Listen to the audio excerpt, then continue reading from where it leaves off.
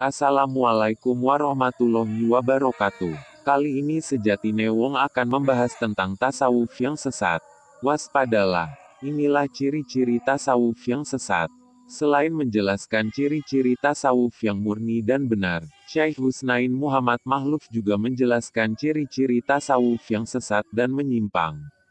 Sebagaimana disampaikan dalam catatannya atas syarah Risalah Al-Mustarsyidin Imam Al-Muhasibi oleh Syekh Abdul Fattah Abu Gudah, sosok mantan mufti kerajaan Mesir dan anggota himpunan ulama Kairo ini membagi tasawuf yang sesat dan menyimpang menjadi dua jenis. Hendaknya kita waspada agar selektif dalam mengikuti ajaran tasawuf ini. Tasawuf yang dibuat-buat dan menyimpang. Para pelaku tasawuf di kelompok ini disebutkan mengimani ajaran menitisnya Tuhan pada seluruh makhluk, hulul, berpakaian layaknya para sufi, menarik orang awam, licik dan mudah melakukan pemalsuan, memasukkan paham ateis, menyelundupkan pernyataan-pernyataan menyimpang ke dalam Islam untuk menyesatkan kaum muslimin. Sejatinya, mereka bukan termasuk ulama sufi. Tidak ada tanda-tanda sufi di dalam dirinya, mengingkari ulama-ulama sufi sebelumnya, dan menganggap ulama-ulama pendahulu sebagai kafir, ateis, dan mengada-ada. Lama-kelamaan, kesesatan mereka akan terungkap dan terbantahkan. Tasawuf mereka tidak diakui oleh mayoritas ulama.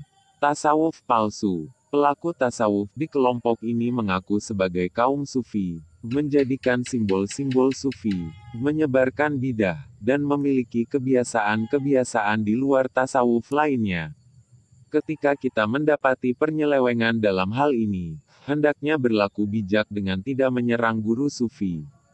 Pasalnya, ada begitu banyak kesalahpahaman yang terjadi di kalangan para penuntut ilmu tasawuf. Biasanya, hal ini hinggap pada mereka yang tidak belajar secara menyeluruh.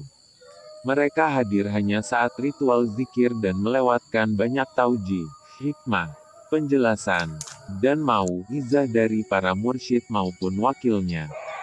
Mereka lebih banyak menggunakan logika dan nalarnya. Saat itu, setan merasuk ke dalam pemikiran dan mulai merusak semuanya. Setan akan menjerumuskan para murid sufi agar menyimpang sehingga menyebarkan paham yang keliru. Oleh karenanya, penting bagi para penuntut ilmu tasawuf agar senantiasa menghubungkan diri dan pemahamannya dengan sang guru. Rajin-rajinlah melakukan talaki dan mengonsultasikan pengalaman spiritual yang didapatkan. Sebab bagi seorang murid, menyendiri adalah awal mula kehancuran. Saat seorang murid mengasingkan diri dari gurunya, ketika itu pula setan mendekat dan mulai mengacaukan. Semoga Allah Ta'ala senantiasa membimbing kita untuk mendapatkan kebenaran yang sejati. Amin. Wallahu a'lam.